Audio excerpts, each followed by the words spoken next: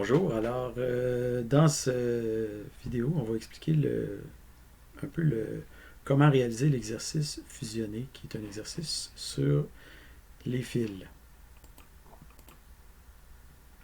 Donc l'objectif de l'exercice est de se familiariser avec l'utilisation du fonctionnement d'une file. Ce n'est pas un exercice qui est très difficile à faire en réalité. Donc 1 heure et demie, je dirais que c'est un top, là, parce que quand vous savez exactement ce que vous voulez faire, c'est un truc de 45 minutes à peu près, c'est vrai. Donc, c'est la façon de fusionner des fils, en fait, c'est un truc assez important parce que c'est l'idée qui est derrière un des plus célèbres algorithmes de tri qu'on appelle le tri fusion. En français, mais en anglais, c'est merge sort. Donc merge sort. Et ce tri-là, c'est un tri, parce qu'il y a des célèbres algorithmes de tri dans l'informatique. C'est sûr qu'on met moins l'accent maintenant dans les cours d'algorithmes et structures de données. On met souvent moins l'accent sur les tris, parce que c'était des choses que jadis, dans les cours, dans les années, disons 80-90, peut-être même 2000, on apprenait encore aux étudiants à faire des tris.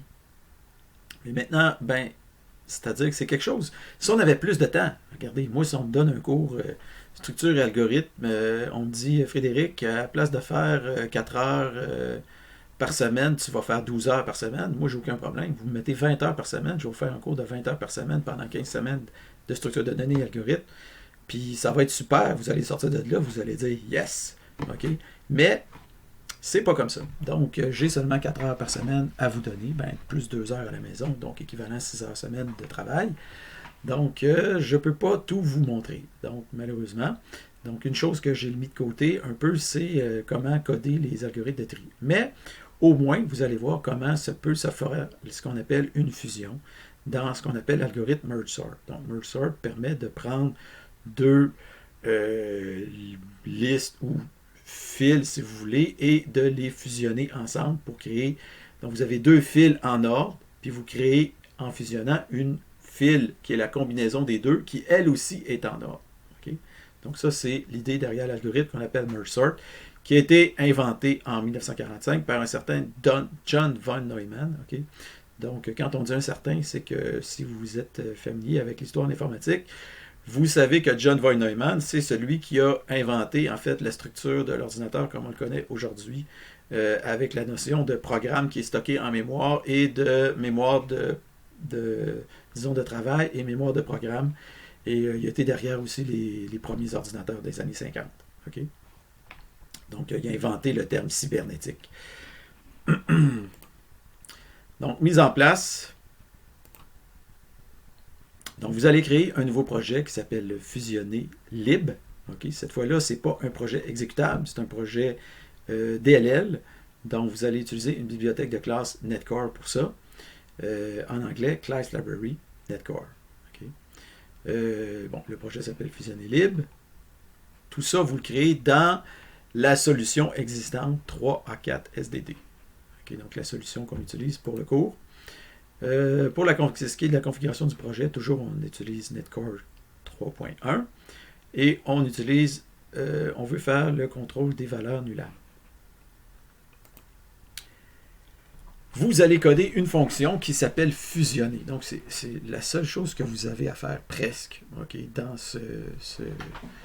cet exercice-là, c'est de coder une fonction qui s'appelle fusionner. Donc, la fonction fusionner est dans une classe fusion. Et elle permet de fusionner deux fils. Donc, dans notre cas, on fusionne des fils de string ou des fils de mots. Donc, on a une file de mots avec une autre file de mots. Il faut produire une troisième file de mots qui est la fusion des deux fils avec les mots qui sont toujours en ordre alphabétique. Donc, fusionner, on a deux fils, des queues, et on crée une troisième queue. Donc, dans la même solution, vous allez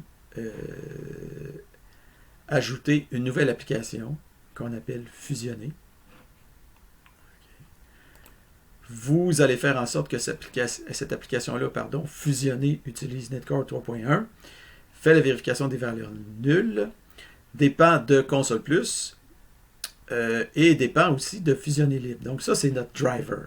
Okay? Puis le driver, en fait, vous êtes chanceux parce que je vais vous le donner. Okay? Donc, ça, c'est la ligne de fonctionnement de la ligne de commande. Okay? Et vous avez juste à coder la librairie. Okay? Vous codez l'API, si vous voulez. Et moi, je vous donne l'application parce que pour ne pas vous perdre trop de temps avec ça. Donc, le code fourni, vous allez remplacer le fichier par défaut qui a été créé par Visual Studio. Vous allez le remplacer par le programme fusionné.c#. Okay? Donc, on va aller voir, on va aller jeter un coup d'œil à ça. Puis, dans le programme fourni, vous allez remplacer mon nom par votre nom et mes initiales par vos initiales. Okay? Aucune autre modification n'est permise sur ce code-là.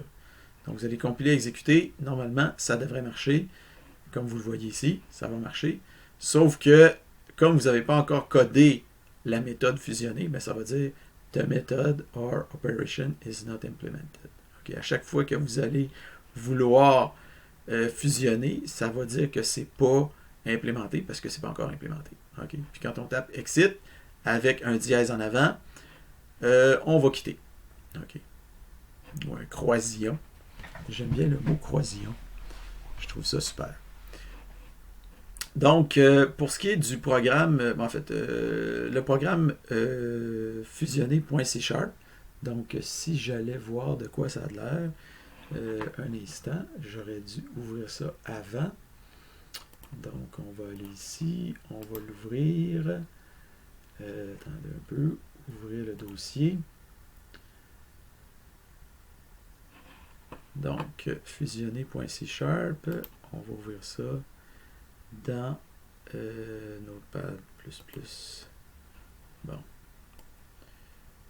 Donc, on l'a ici. Donc, on a notre main. Donc, on modifie le titre de notre fenêtre. Après ça, on affiche le programme fusionné avec mon nom, que vous allez remplacer par votre nom. Tant que demandé, donc là, on demande à l'utilisateur. Si vous regardez ici la saisie, vous voyez qu'on demande une liste de mots 1, une première liste de mots, on demande une deuxième liste de mots, et on doit produire la troisième liste de mots qui est la fusion entre les deux. Donc, notre programme doit donc faire cette demande-là. Donc, la méthode demandée, ce qu'elle fait, c'est qu'en fait, elle demande les deux, puis elle fait la fusion, puis elle affiche. Okay? Donc, tant qu'on continue à demander, donc tant qu'on n'a pas fait exit, on continue à demander. Okay? Puis quand on a fini, on écrit au revoir. Ça, c'est même. Maintenant, demander. On commence par faire un write line. Après ça, on fait un lire texte pour aller chercher la liste de mots numéro 1. Ici, vous voyez mes initiales que vous remplacez par vos initiales. Après ça, on va, si jamais on tape exit, on quitte. Sinon, on lit la liste de mots numéro 2. Après ça, on a moyen d'écrire aucun, si on veut, dans la liste de mots. Puis si on écrit aucun, ça veut dire qu'on n'a pas de mots dans la liste. Okay? Donc ici, on vérifie si c'est aucun. Si c'est aucun, ça veut dire que la liste de mots est égale à rien du tout. Okay? Et après ça, on crée une queue ici avec la liste de mots. Donc, strmo1, c'est la première liste de mots. strmo2, c'est la deuxième liste de mots. Et on crée une queue ou une file avec ça, ce qui nous permet de créer deux fils, fil 1, fil 2. Après ça, on essaie, on fait un try-catch. Donc, on essaie d'exécuter la méthode fusionnée, celle que vous allez coder tantôt, avec la fil 1 et la fil 2, pour créer une fusion. Puis, une fois qu'on a cette fusion-là, on l'affiche. OK? Donc, on affiche la fusion en faisant un join de tous les mots qui font partie de la fusion en question. Okay. Donc, dans ce cas-là, on fait un join et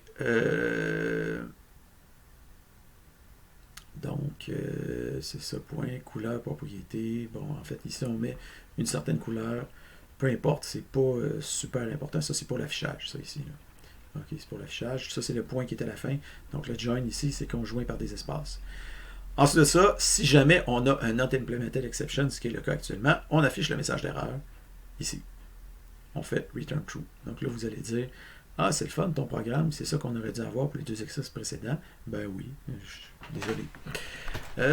Vous l'avez codé par vous-même, mais là, ici, vous l'avez la version prof. Hein? Puis si jamais vous tombez là-dedans avant d'aller dans l'autre, ben vous allez pouvoir mettre à profit ça, si ça vous tente, en faisant les modifications appropriées. Donc, ici, on a la méthode toQueue, okay, pour créer une file à partir d'une string qui contient des mots. Alors, qu'est-ce qu'on fait? On part de notre string de mots, on la split en disant qu'on enlève les empty strings. Et après ça, on fait un distinct. En tout cas, ça, c'est des affaires de i énumérables. Là, je ne veux pas rentrer dans les détails. Et on les met en ordre. Normalement, ils devraient être en ordre dans la ligne de commande, mais s'ils ne sont pas en ordre ou s'il y a des répétitions, on veut éliminer les répétitions, on veut que ça soit en ordre. C'est tout. C'est pas plus compliqué que ça. Donc, c'est la façon de créer nos fils. OK? Donc, vous avez juste à utiliser ce code-là en remplaçant vos initiales et votre nom. Et voilà, vous êtes en business. Vous rajoutez le fichier de test fourni T-fusionné. Vous ajoutez une référence vers le programme fusionné. Okay, donc, le test, en fait, il ne teste pas directement votre librairie ou votre bibliothèque de classe. Il va tester plutôt votre programme fusionné. Après ça, vous exécutez le test et ça devrait marcher. Vous versionnez le tout. Maintenant, le codage de la méthode fusionnée proprement dit. Okay. Donc, vous allez coder la fonction fusionnée, okay, en respectant les consignes et contraintes de la prochaine diapo. Okay. Donc, la méthode fusionnée permet de fusionner 2 fils de mots sans doublons. Vous assumez qu'il n'y a pas de doublons. Vous n'avez pas besoin de vérifier qu'il y a des doublons. Vous n'avez pas besoin d'enlever les doublons comme je l'ai fait dans mon code du pilote. Okay. Vous assumez qu'il n'y a pas de doublons. Okay. Puis, vous assumez aussi que c'est en ordre. Okay. Donc, vous n'avez pas besoin de trier. Okay. Donc, à quoi ça pourrait servir une méthode comme ça? Pour être utile, par exemple, pour fusionner 2 dictionnaires de mots. Okay. Elle pourrait aussi être généralisable à la notion de fusionnement de queue de priorité, comme par exemple dans une file d'attente, une chirurgie ou des services publics. Okay. Vous pourriez avoir différentes files d'attente dans différents services, puis vous fusionnez ces files-là pour créer une seule file avec une priorité. Et ça serait un contexte dans lequel vous pourriez utiliser ce genre de méthode-là, mais évidemment, il faudrait le généraliser pour que ça ne s'applique pas juste à des strings. Okay? Il y a moyen de faire cette généralisation-là, mais bon, dans l'exercice, on ne fait pas ça. Ce n'est pas sur ça qu'on se concentre. Okay? Donc, les fils, ici, c'est écrit, les fils sont en ordre alphabétique. Okay? Puis la file de mots fusionnés est aussi en ordre alphabétique. Donc, vous avez ici un exemple. Okay? Donc, on commence par demander la liste de mots numéro 1, alpha, bêta, gamma. Liste de mots numéro 2, bêta, delta, oméga. La liste fusionnée, alpha, bêta, delta, gamma, oméga. Donc, on voit que quand il y a une répétition, on s'attend qu'il n'y ait pas de répétition dans une même file d'entrée, mais ça se peut qu'il y ait un même mot dans les 2 fils. S'il y a un même mot dans les 2 fils, il doit se retrouver une seule fois dans la file de sortie. Okay? Puis la file de sortie doit aussi être en ordre alphabétique. Donc, les contraintes maintenant. Dans la fonction fusionnée, vous n'avez pas le droit de trier, évidemment, okay? Parce que ça serait trop facile. Je veux dire, tu prends la queue, tu ajoutes l'autre queue après, puis après ça, en fait, tu prends tes 2 queues, tu les mets dans une file, après ça, tu tries ta file, puis après ça, tu remets ça dans une queue, puis tu retournes ça. Ça se fait facilement, là. Okay? En fait, on peut le faire en une ligne de code. Okay? Mais ce n'est pas ça qui est demandé dans l'exercice. Okay? Donc, vous n'avez pas le droit de trier. Puis, vous n'avez pas le droit d'utiliser d'array. Vous n'avez pas le droit d'utiliser de liste. Vous n'avez pas le droit d'utiliser de ligne. Vous n'avez pas le droit d'utiliser de pile. Vous n'avez pas le droit d'utiliser aucune autre structure de données que la file. Ou la queue, si vous préférez. C'est la seule et unique structure de données que vous avez le droit d'utiliser dans cette fonction-là. Okay? Les seules opérations possibles sont enfiler, défiler et devant. Okay? Ou, si vous préférez, en queue, de queue, ou en queue, DQ et peak. OK. Enfiler, défiler et, disons, regarder ou observer le devant de la file. Donc, première saisie. Quand vous fusionnez 2 fils vides, ça donne une file vide. Vérifiez que ça fonctionne. Donc, ici, mon programme montre que la fusion de 2 fils vides donne une file vide. Ben, Montrez-moi ça ici avec une saisie. Ensuite de ça, si on fusionne une file avec une file vide, ça donne la file elle-même. Ça fonctionne dans le cas de 1-2 ou 2-1. Donc, vous me montrez ça ici avec votre saisie.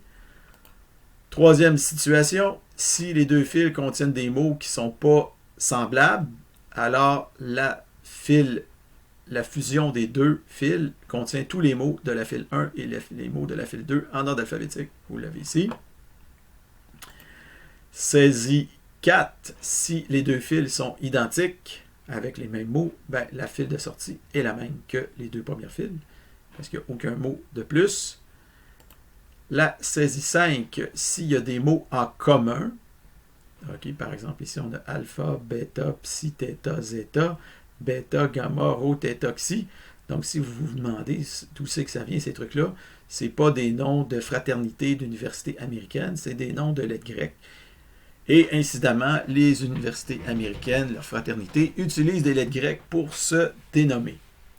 Donc, les lettres communes, ici, vous aviez bêta et theta qui devraient se retrouver une seule fois ici dans votre fil de sortie. Okay. Donc, vous avez les trucs en ordre alphabétique et bêta et theta se retrouvent une seule fois ici. Vous faites votre saisie. Vous décommentez la première ligne qui s'appelle fusion et dans le test T fusionné. Et une fois que c'est fait, vous testez et ça devrait fonctionner. Donc, c'est pas très sophistiqué, là. Ben, c'est-à-dire, c'est ça. C'est pas un exercice très compliqué. Okay? Et une fois que c'est fini, l'idée, c'était vous de faire jouer avec les fils, tout simplement. C'était ça l'objectif. C'était pas de vous faire arracher à la tête, comme peut-être l'exercice parenthèse était un peu plus corsé. Hein? Donc, pour la mise en place, vous donnez 1 point pour la fusion, vous donnez 9 points pour un total de 10 points. Vous faites un commitment push à la fin de tout ça. Vous complétez la grille, vous me remettez le PowerPoint avec votre code, le tout zippé. Au moment de la remise, vous ajoutez un commentaire avec votre note et le temps que ça vous a pris pour faire l'exercice. Je vous remercie beaucoup et à la prochaine.